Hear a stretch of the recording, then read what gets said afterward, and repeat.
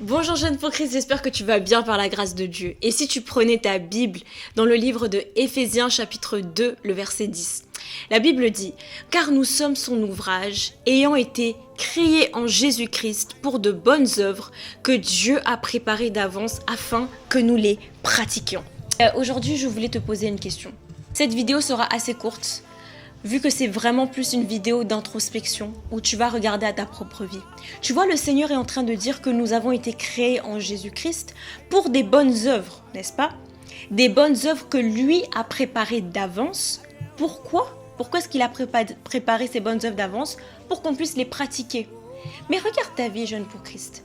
Regarde ta propre vie, regarde ce que tu fais, regarde ton train de vie. Est-ce que tu penses vraiment que ce sont les bonnes œuvres que le Seigneur a préparées d'avance pour que tu pratiques?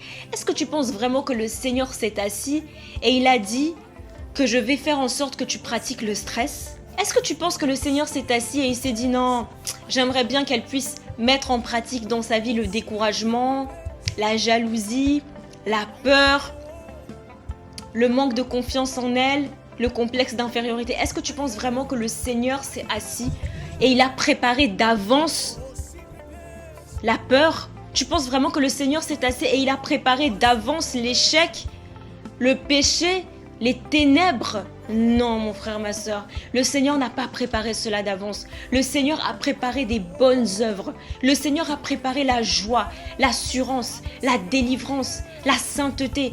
Il a préparé des œuvres pour que tu les pratiques. Mais mon frère, ma soeur, regarde vraiment. Est-ce que ce manque d'estime de toi-même, tu penses vraiment que c'est le Seigneur qui l'a préparé d'avance pour que tu les pratiques? Je ne pense pas. Et toi non plus, tu ne le penses pas. Alors mon frère, ma soeur, il est temps que tu t'assoies, que tu cries à Dieu. La Bible dit que quand les justes crient, l'Éternel entend et il les délivre de toute leur détresse. Je pense, mon frère, ma soeur, qu'il est temps que tu t'assoies dans ta chambre de prière et que tu dises, Père, tu n'as pas préparé ces choses en avance. Tu n'as pas préparé ces tourments. Tu n'as pas préparé ces échecs répétés. Tu n'avais pas préparé d'avance cette peur d'être rejeté, ce rejet, cette humiliation constante. Père, tu ne l'avais pas préparé. Je viens réclamer auprès de toi ces œuvres que tu avais préparées d'avance, cette paix que tu avais préparée d'avance pour que je la pratique. Et lorsque tu vas dans la définition grecque du mot pratiquer, tu vas te rendre compte que le mot pratiquer veut dire marcher, veut dire se conduire. Donc en fait, tu es censé marcher selon les voies que le Seigneur avait préparées d'avance. Tu es censé te conduire selon ces voies que le Seigneur avait mis à disposition depuis la création, avant même la création, quand il était en train de les préparer dans son laboratoire, dans son atelier. Amen. Donc voilà mon frère, ma soeur, ce que je voulais te dire ce soir, ce matin, quelle que soit l'heure à laquelle tu es en train de suivre cette vidéo, que le Seigneur te réveille, que le Seigneur monte en toi une certaine colère spirituelle pour que tu te dises que ceci n'est pas ma vie.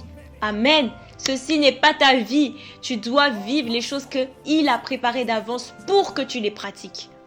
Voilà, il les a préparées pour que tu les pratiques. Il ne les a pas préparés pour que tu ne les pratiques pas, mais il a préparé ces bonnes œuvres pour que tu puisses les pratiquer. Voilà. Que le Seigneur te bénisse abondamment et on se retrouve très bientôt pour de nouvelles vidéos. Sois béni.